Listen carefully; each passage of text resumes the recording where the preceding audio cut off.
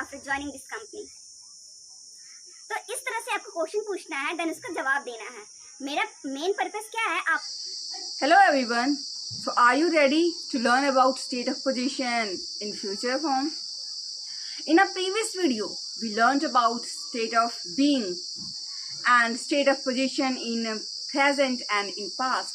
And today now it's turn to learn about state of position in future form. Whenever we want to say that I will have this, it's my desire and I will get this thing in future. So and I will have this means कि जब भी हमें कहना हो कि future में मेरे पास ये होगा, मेरे पास वो होगा, मेरे पास ये चीज़ होगी, उसके पास ये होगा, तो हम इसे कहते हैं state of position in future form. जैसे कि सिंपल सी एग्जांपल्स, मैं मेरे लिए वैसे आई हूँ. हम सबसे पहले आई की ही बात करेंगे.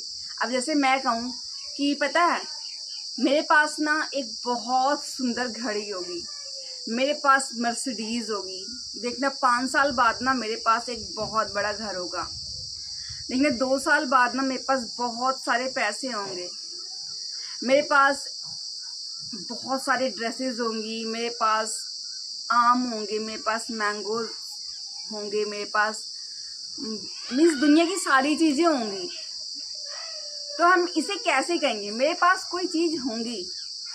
अगर मैं खुद होऊंगा तो आई विल, ठीक, आई विल बी हैप्पी. हम वहाँ पे बी लगाते थे और यहाँ पे हम क्या लगाएंगे? जब हम अपने स्टेट ऑफ बीइंग में हमने क्या किया था? विल बी लगाया था. बट यहाँ पे स्टेट ऑफ पोजीशन में हमें कहना है विल हैव. मेरे पास एक कार होगी, आई विल हैव अ कार. मेरे पास एक घड़ी होगी, आई विल हैव अ वॉच. और अगर बात करें सेंटेंसेस की, तो सेम सेंटेंसेस हम पॉजिटिव में, नेगेटिव में, इंटरोगेटिव में एंड नेगेटिव इंटरोगेटिव में इसको बोलेंगे, ठीक. समटाइम्स हम WH वर्ड्स भी यूज़ करते हैं. जैसा कि हर बार मैंने आपको बताया है, हर तरह के सेंटेंसेस में क्वेश्चन हम 2 तरह से पूछते हैं. एक हम हेल्पिंग वर्ब लगाकर, एक हम WH वर्ड्स लगा के हम क्वेश्चन पूछते हैं. तो इसी तरह इसमें भी होगा और रूल्स आपके सामने हैं. सिंपल, अभी आपको करना क्या है? प्रैक्टिस करनी है. सपोज करो कि आप जो जो चाहते हो अपनी लाइफ में, ठीक, उसकी एक लिस्ट बना लो कि मुझे ये चाहिए. उसके बाद सीधा क्या करना? आई will have this, I will have this, I will have this after 10 years. Okay, I will have this after 2 years, I will have this after 5 months. जो भी आपको चाहिए. या फिर सीधा आई will have this, I will have car, I will have toys, I will have candies, I will have chocolates, I will have a big house, I will have my dream car, I will have, ठीक. अब जब बात आती है negative sentences की, तो हम आई will have जो है उसके बीच में हम नॉट लगा देते हैं. जैसे मेरे पास एक कार नहीं होगी, I will not have a car. मेरे पास महंगे कपड़े नहीं होंगे, I will not have expensive dresses. मेरे पास मर्सिडीज़ नहीं होगी, I will not have Mercedes. अब यहाँ पे दोस्तों जो विल नॉट है ना, हम इसको वॉन्ट भी बोल सकते हैं. Yes friends, there is no need to say will not because it takes too much time. So we can say want, WONT, want. Okay. और अब बात आती है क्वेश्चन पूछने की. तो हम क्वेश्चन कैसे पूछेंगे? तो सपोज करो कोई मेरे से क्वेश्चन पूछ रहा है, Yashoda, what do you think? Will you have a car after 5 years? I would say yes, of course. I will have a car after 5 years. हाँ, ज़रूर होगी. या फिर कोई मुझसे WH वर्ड से भी पूछ सकता है question, Yashoda, please let me know when will you have your dream car? And I can say, you know, I think within 2 years I will have my dream car. इसके 2 साल के अंदर मेरे पास अपनी ड्रीम कार होगी। तो हमने विल हैव का यूज़ किया, हमने क्वेश्चन विल से भी देखा कैसे हमें पूछना है, और WH वर्ड से भी देखा हमें कैसे पूछना है। अगर बात की जाए इंटेरोगेटिव, नेगेटिव इंटेरोगेटिव की, तो कैसे क्वेश्चन पूछते हैं? Want you have a car after 5 years? मैंने क्या बोला था? हम विल नॉट को वॉन्ट बोल देते हैं, तो यहाँ पे वॉन्ट हो गया। क्या उसकी गर्लफ्रेंड, उसके पास उसकी गर्लफ्रेंड उसकी वाइफ के रूप में नहीं होगी? मीन्स डाउट्स हैं, कंफ्यूजन्स हैं। तो हमें जवाब क्या देना है? I think definitely he will have his girlfriend as his wife. Chances are 100%, then we can say will. और वही सेम जैसा हमने मॉडल्स में सीखा था कि जब चांसेस कम होते हैं, ठीक, अगर 10 से 20-30% है तो हम माइट का यूज़ करते हैं, और अगर 50% है तो हम मे का यूज़ करते हैं, और अगर जस्ट लाइक 70-80-90% होता है तो हम वुड का यूज़ करते हैं, अदरवाइज हम विल का यूज़ करते हैं। ठीक है, जब 100% कोई चीज़ होनी होती है तब हम वहाँ पे हम विल का यूज़ करते हैं, अदरवाइज हम हल्के से, इसलिए हम बार बार कहते हैं ना आई वुड से मीन्स हमें ये नहीं पता कि हम जो कह रहे हैं वो करेक्ट ही है, बट हम कुछ कहना चाहते हैं तो हम अपने विचारों को रिप्रेजेंट करते हैं, तो हम पहले हम ये बोल सकते हैं आई वुड से, मैं कहना चाहूँगी।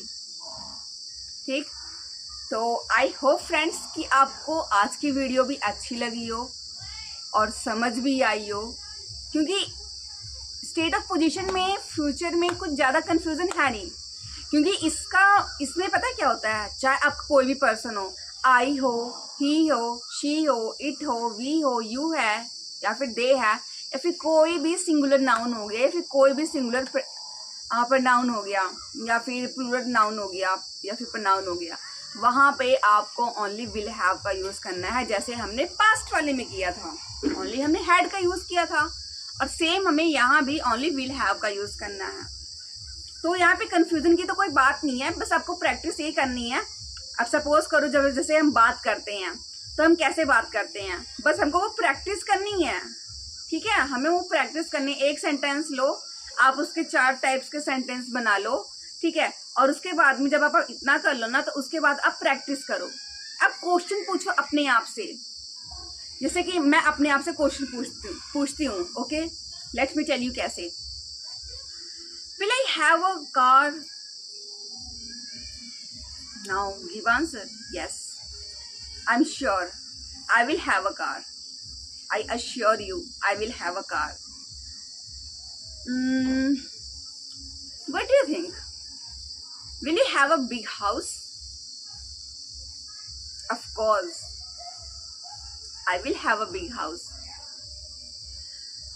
What do you think? Will you have a lot of money after joining this company? Of course, yes. I will earn a lot of money after getting this job, after joining this company. तो इस तरह से आपको question पूछना है, then उसका जवाब देना है। मेरा मेन पर्पस क्या है, आपको ये नहीं पर्पस है मेरा कि आपको मैं ओनली रूल्स पढ़ाऊँ। मेन पर्पस ये है मेरा इन क्लासेस का कि हमें प्रैक्टिस कैसे करनी है, क्योंकि in most of classes teacher और जो ट्रेनर होते हैं, they only teach you about the rules, they don't you teach the method in which you have to practise. But I am here to tell you about how to do practice, in which way I did practice. In the same way, I'm here, I'm telling you the same way to do lots of practice. Because without practice, there is nothing. You won't get anything without practice. Because practice is really very crucial for all of us to get that perfectness in any field.